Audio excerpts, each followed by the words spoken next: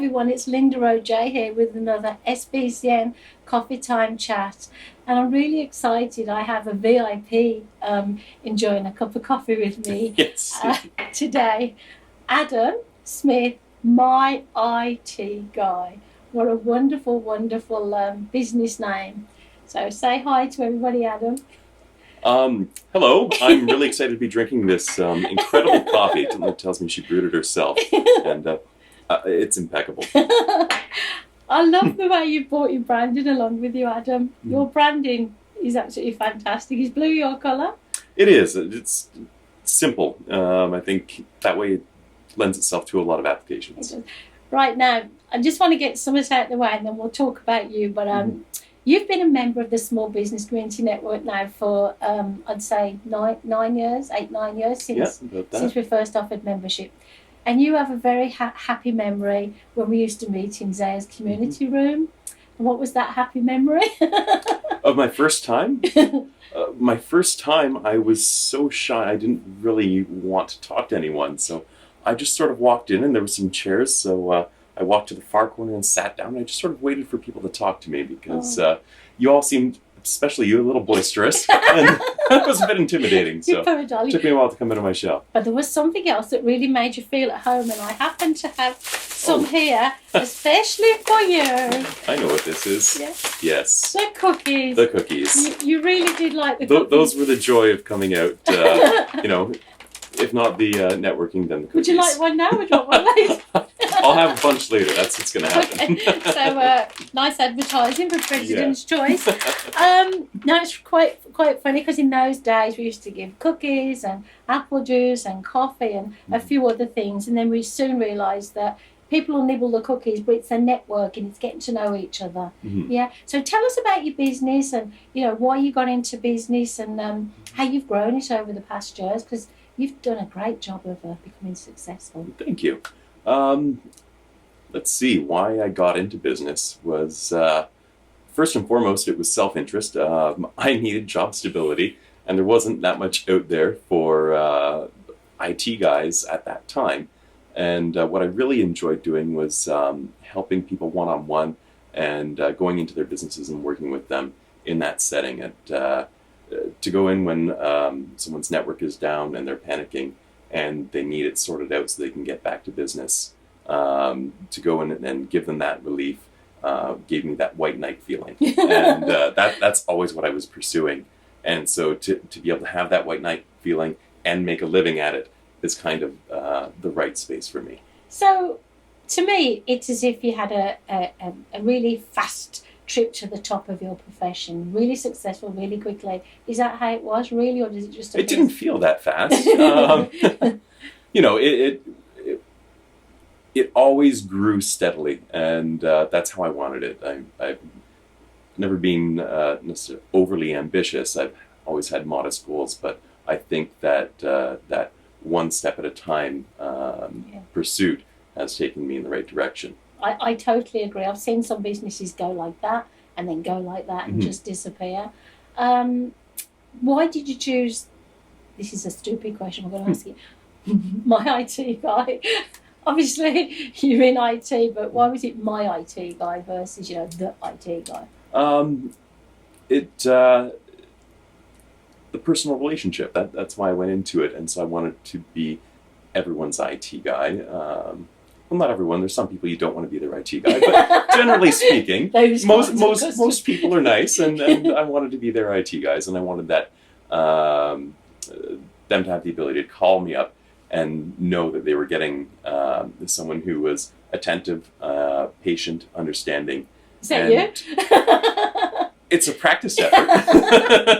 No, I hear very good things about you. And so being the friendly IT guy, the approachable IT guy, where people never feel like they're being talked down to. They don't feel stupid because they have a simple question. And that's been the driving force for me, and driving force in my hiring and making sure that I'm finding people that can continue that, even when it's not Adam coming to the door, but maybe it's Donald or That's Steve. A big transition, isn't it? And one that I wonder how you manage so that you now, you've acquired another company, you've hired people to work for you. So how did your clients who'd got used to you get used to not seeing Adam anymore? How did you introduce the new people to your clients? That's a good question. It started out slowly with an occasional visit when they had a new problem, and I'd send out one of my new guys. And once they get acquainted with the new person, they can see that, okay, this isn't such a scary change. I'm still going to get someone who can talk to me and help out, make sure the problem goes away, and I'm still going to feel good at the end of the day. So you built the trust. Did you lose any clients because you weren't able to be the one who looked after it, or they were pretty good? That hasn't come up. We had one situation with that with a bad hire, so that employment ended quickly. On top of that one, exactly. But it could ruin your reputation, couldn't absolutely. it? And hiring has been one of the more challenging and at times depressing parts of running my business, because I heard that a lot. A lot of the IT guys out there have niche knowledge and niche personalities, and I maybe used to be, but I no longer am a basement nerd, and basement nerds are not my IT guy type. So, what kind of clients do you look after? I mean, I know you've been in business now, how many years? 9.5. 9.5 years? I started with the SBCN. So did you very shortly after. We made you what you wanted. You network everywhere, it's phenomenal. But I mean, did you start off with a certain kind of client and grow to a different kind of client, or is it still the same kind of? No, there has been a change over time. Of course, when I was starting off, I was willing to work with pretty much anyone because yes, you need work when you're starting out. Over time, you get the ability to turn down some work in favor of other work. So we've definitely been moving more towards small businesses and less towards home users, because when it started out, it was probably a 50-50 split of home users and business users. So now we're probably maybe only 10 or 20% home users and mostly small business. And then we've also added the web development aspect. Yeah, you've added such a lot. How do you cope with all the new add-ons and things? Do you ever have a rest or a holiday or a break? No, not really. I love learning new things. So when I started doing web development, it was something new to dive into. It also helped early on to be able to have the web development, because it gave me flexibility to go out and help with someone's urgent IT needs, because a website, you can always put that down, step away from it, and come back to it and deal with those emergencies. So I really feel that you knew what your brand was from day one. Is this true, or did you have a vision of your brand? Were you, I mean, you stand out from a crowd. Everybody knows Adam, my IT guy. No, I think the vision lines up from what I started out with, in that I was going to be the friendly IT guy.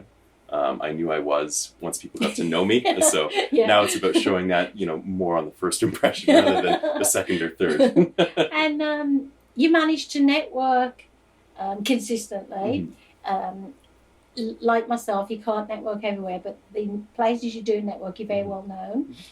You're seen as a successful business. You have a lot of credibility, and I'm guessing a lot of people want to be you. A lot of the up-and-coming young entrepreneurs want to be Adam. Okay. So how can they do that? That's a good question. And networking is absolutely at the top there, because when it comes to your computers, you need someone you can trust. And how are they going to trust you if they don't know you from everyone else? So just going out and meeting people gives them a chance to get to know me without having to put their computers in my hands right away.